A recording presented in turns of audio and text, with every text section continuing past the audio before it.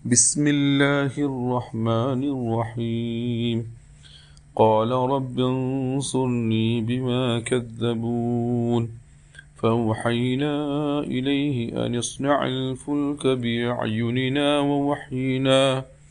ووحينا فإذا جاء أمرنا وفارت النور فاسلك فيها من كل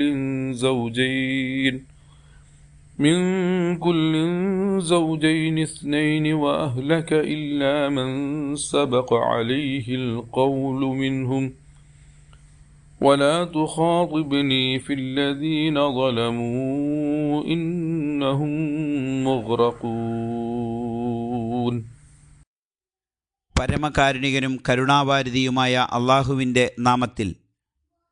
നൂഹ് പ്രാർത്ഥിച്ചു, എൻ്റെ നാഥ, ഈ ജനം എന്നെ തള്ളിപ്പറഞ്ഞിരിക്കുന്നു, അതിനാൽ നീ എനിക്ക് തുണയായുണ്ടാകണമേ.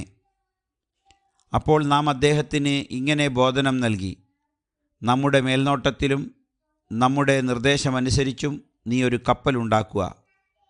പിന്നെ നമ്മുടെ കൽപ്പന വരും, അപ്പോൾ അടുപ്പിൽ നിന്ന് ഉറവ പൊട്ടും.